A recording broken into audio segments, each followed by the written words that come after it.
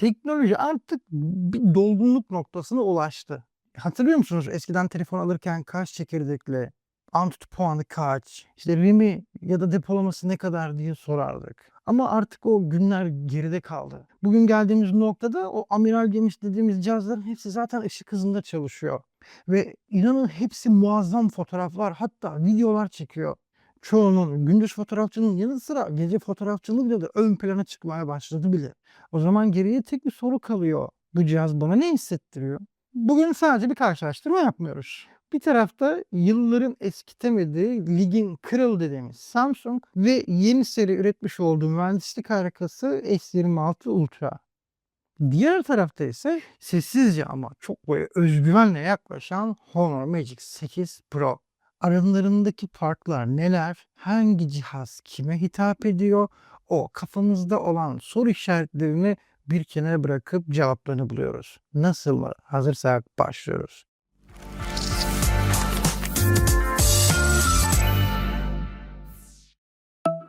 Tasarım, bir telefonun karakterini belirleyen ilk cümledir. Yıllardır Samsung'un Ultra serisini masaya koyduğunuzda o keskin köşeleriyle bağırırdı.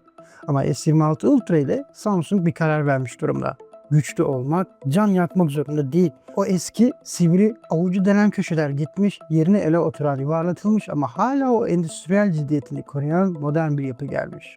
Alüminyum çerçevenin mat dokusu ve o arkadaki bağımsız kamera dizilimi. Bu telefonu cebinden çıkardığında karşındaki kişi artık sadece kaba bir iş makinesi değil, rafine bir teknoloji görüyor. Samsung sonunda ergonomiyi ciddiye almış ve otoritesinden taviz vermemiş durumda. Yani S25 Ultra'daki çizgiler aynı şekilde S26 Ultra'da devam etmiş. Honor Magic 8 Pro ise tam tersi bir karakter. Tasarım dili tamamen akış üzerine kurulu. Sanki bir telefon değil de denizden yeni çıkmış pürüzsüz bir çakıl taşı gibi. Ön ve arka camın o kavisli çerçeve ile kusursuz birleşimi. Honor burada ben seninle en başından beri uyum içindeyim diyor. S26 Ultra masada modern bir mimari eser gibi duruyor. Magic 8 Pro ise elinizde bir sıvı gibi akar gider. Endüstriyel bir otorite mi istiyorsun? Yoksa doğa bir zarafet mi? Seçim sizin. Ekran konusunda Samsung yıllardır bir referans noktası şüphesiz. S26 Ultra'daki panel ise inanılmaz bir parlaklık ve keskinlik sunuyor. Ama asıl sırrı şu: Corning Gorilla Armor 2 koruması. Bu cam ışık yansımalarını bir sünger gibi emiyor. Güneşin altında bile ekran size bak bana diyor ve her detayı gözünüze sokabiliyor. Honor Magic 8 Pro ise 6000 nit gibi çılgın bir tepe parlaklığına sahip olsa da Honor nasıl odak noktası göz sağlığı elbette. Dünyanın en yüksek PVM'i 4320 Hz değerinden birini kullanıyor. Yani gece yatağınızda ışıkları kapatıp o son video izlerken gözleriniz yanmıyor ya da sulanmıyor. Renk geçişleri daha yumuşak, beyaz dengesi daha doğal. Samsung ekrana baktırıyor, Honor ise sizi ekranın içine daldırıyor. Performans tarafında ise kağıt üzerinde her iki cihazda birebir canavar.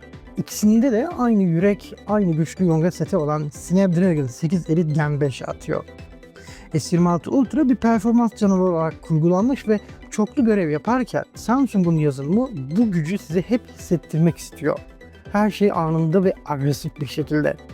Honor Magic 8 Pro ise gücü bir kas gösterisi olarak değil, akıcılık aracı olarak kullanıyor. Arka planda kaynakları yapay zeka ile öyle bir yönetiyor ki cihaz ısınmıyor.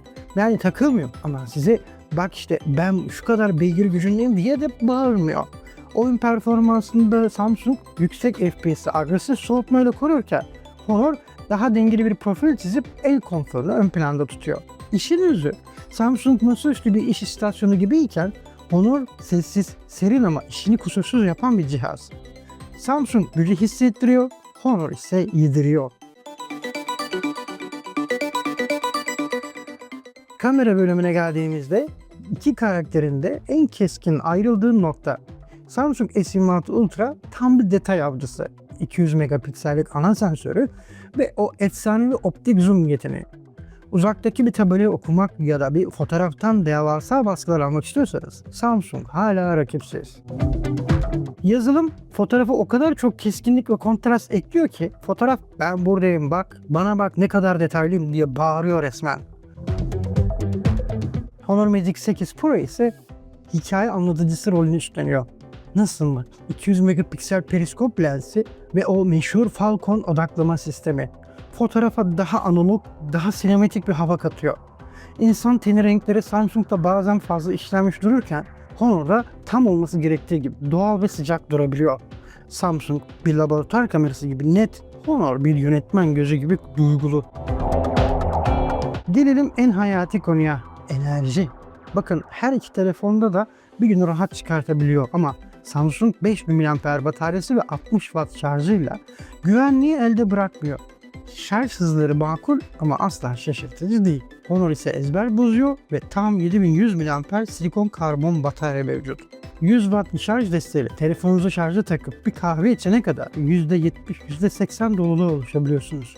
Bakın bu bir lüks değil, bu bir özgürlük. Peki o zaman o aradaki 30 bin liralık fark nereye gidiyor? Samsung size bir cihaz değil, bir sistem satıyor. Tabletinizde, saatinizde kusursuz konuşan Galaxy AI ile övülmüş 7 yıllık bir güven zinciri. Honor çok hızlı büyüyen, teknolojiyi en uçta yaşayan bir cihaz. Ama Samsung'un o uzun vadeli ekosistem bağı henüz Honor'da aynı seviyede değil. Samsung bir banka gibi güven veriyor, Honor ise kazandıran bir yatırım fonu gibi heyecanlandırıyor insanı. Samsung S26 Ultra ne diyor biliyor musun? Ben en sağlamıyım, ekosistemciyim ve en iyisine sahip olmalıyım diyenlere hitap ediyor. Honor Magic 8 Pro ise teknoloji bana hizmet etmeli, hayatıma estetik katmalı, şarjım hiç bitmemeli diyenler için. Samsung dev bir otorite, Honor ise bir dost. Peki sen hangisisin? Kontrolü elinde tutan mı yoksa hayatını akışına bırakanlardan mısın? Yorumlarda belirtmeyi unutma lütfen. Bu videoyu beğenmeyi ve kanalıma abone olmayı da unutmayın. Bir sonraki videoda görüşmek üzere. Hoşçakalın.